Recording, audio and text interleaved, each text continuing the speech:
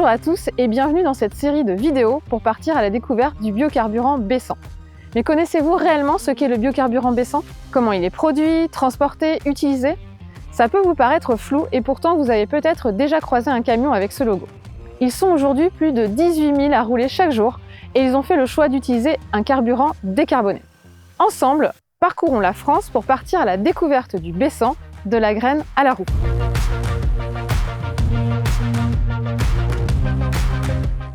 Et pour ce premier épisode, nous sommes à côté de Beauvais. Et c'est ici que nous débutons notre aventure par la graine.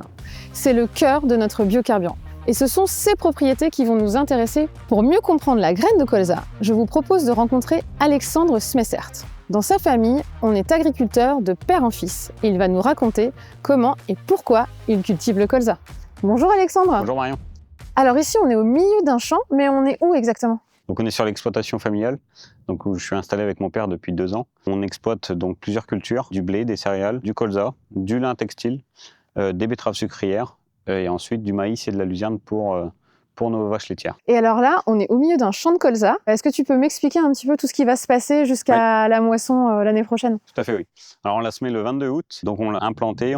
Avant ça, on a d'abord déchaumé pour préparer le sol et préparer le sol à accueillir la toute petite graine de colza qui va rester en terre presque 11 mois, de août jusqu'à juillet, jusqu'à la récolte. Nous, on a la chance aussi d'être en polyculture élevage, donc on apporte du lisier qui vient de nos vaches laitières, où là, l'objectif, c'est de faire un effet un peu boost à la graine de colza pour les premières semaines, les premiers mois, pour qu'elle soit le plus dense possible avant l'hiver, pour qu'elle puisse passer l'hiver tranquillement. Et alors c'est assez particulier l'hiver, hein. Je crois que ça couvre vraiment le sol pendant tout l'hiver. L'objectif, on le voit comme ici. Alors cette plante-là, en un mois, elle a déjà eu 4 feuilles, avec une racine qui peut aller déjà jusqu'à 5 cm et qui va se développer de plus en plus, avec un gros pivot.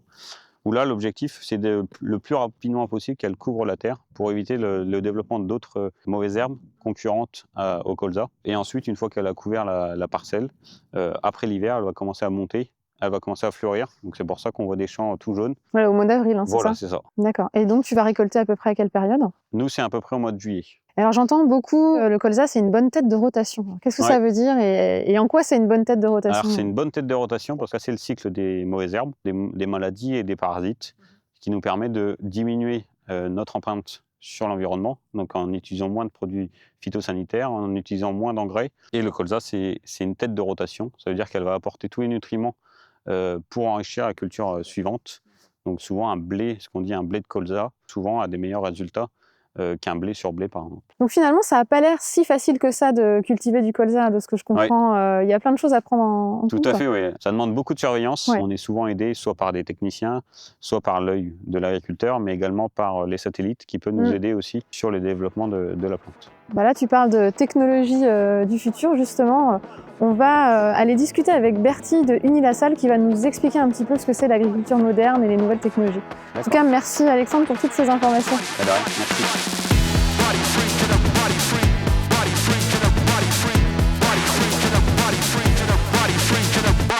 Alors, vous l'avez vu, le colza requiert beaucoup de connaissances pour sa culture. Et c'est pour ça, précisément, que j'ai eu envie qu'on rencontre Bertie, qui vient d'Unilassal. Bonjour Bertie. Bonjour Marion. Alors, Unilassal, c'est une école d'ingénieurs agronomes et spécialistes de l'environnement. J'aimerais que tu m'expliques pourquoi le colza, c'est intéressant dans les rotations. Oui, alors il y a plusieurs raisons. Donc ça va permettre de limiter la pression des ravageurs.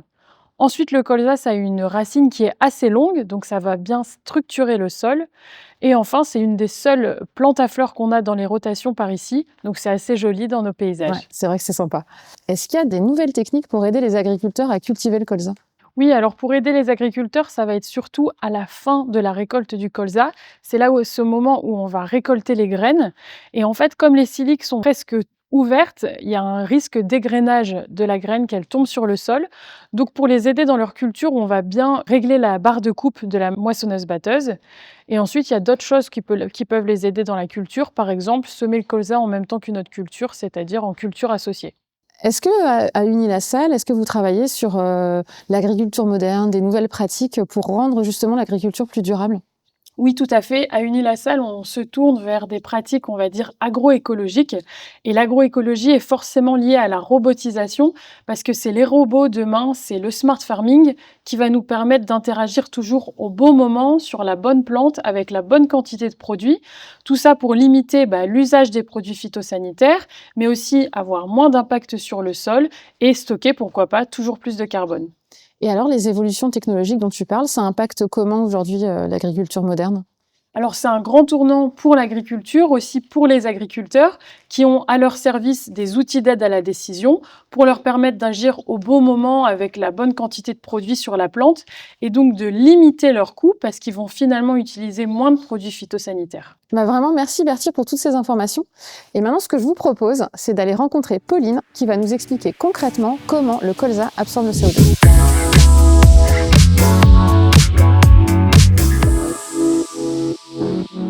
Merci Marion. Les biocarburants sont des énergies renouvelables parce qu'ils sont produits à partir de la biomasse, qui est la forme d'énergie renouvelable la plus ancienne utilisée par l'homme depuis la découverte du feu. Cette énergie est renouvelable parce que le colza crée de la biomasse par une réaction qu'on appelle la photosynthèse. La photosynthèse, c'est du soleil, de l'eau et du CO2 transformés par le colza en oxygène et en sucre. Et ces sucres permettent à notre colza de grandir et donc de créer de la biomasse, nos graines en partie. C'est cette réaction qui est à l'origine de l'apparition de la vie sur Terre, tout simplement. Et en récoltant nos graines de colza, on rentre dans ce cycle d'utilisation du carbone. Ce CO2 est dit biogénique, car il provient du cycle naturel du carbone, par opposition au carbone fossile, qui est stocké depuis des millions d'années dans le sous-sol. Lorsque notre oléosan est brûlé dans le moteur, le CO2 absorbé par la plante est relâché dans l'air. Mais attention, il ne s'agit pas d'un ajout net de CO2 dans l'atmosphère, car ce carbone biogénique avait été capté quelques mois plus tôt par la plante. Et une partie de la biomasse est aussi restituée dans le sol, sous forme de matière organique, ce qui permet de stocker du carbone dans le sol, et donc d'agir pour le climat et contre le réchauffement climatique. Bien sûr, produire du colza n'est pas neutre, il faut des tracteurs, des engrais, des machines agricoles. Cultiver du colza consomme de l'énergie et émet du CO2 d'origine fossile.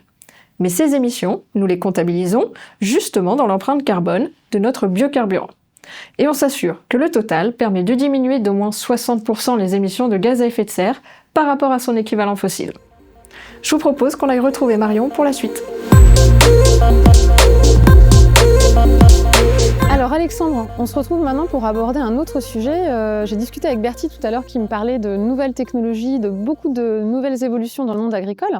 Est-ce que ça, c'est des choses que tu utilises aujourd'hui dans ton exploitation ? Oui, au quotidien, on utilise la nouvelle technologie, que ce soit sur les tracteurs avec le GPS. Est-ce que tu vois des grandes différences entre la façon dont ton père travaillait et toi, comment tu travailles maintenant ? Alors, on a eu beaucoup de différences. Après, on a toujours le même état d'esprit, c'est d'essayer de produire une agriculture le plus durable possible. Si là, tu croises un jeune qui veut se lancer dans Oui. l'agriculture, qu'est-ce que tu lui dirais comme message Je lui dis d'encouragement ? qu'on recherche des agriculteurs. Enfin, on aura toujours besoin d'agriculteurs pour nourrir le monde. On a besoin des jeunes agriculteurs français pour essayer de dynamiser un peu le monde agricole. On a besoin des jeunes qui soient bien formés aux nouvelles technologies, mais aussi aux nouvelles données, aux nouvelles pratiques, pour essayer de toujours faire une alimentation sûre et durable. Bon, je crois que c'est un beau message. Je te remercie Alexandre. Merci. Dans notre série de la graine à la roue, nous venons de voir cette graine de colza avec ses propriétés. Je vous propose de suivre le parcours de cette graine, une fois récoltée, dans un deuxième épisode chez un organisme stockeur. À très vite!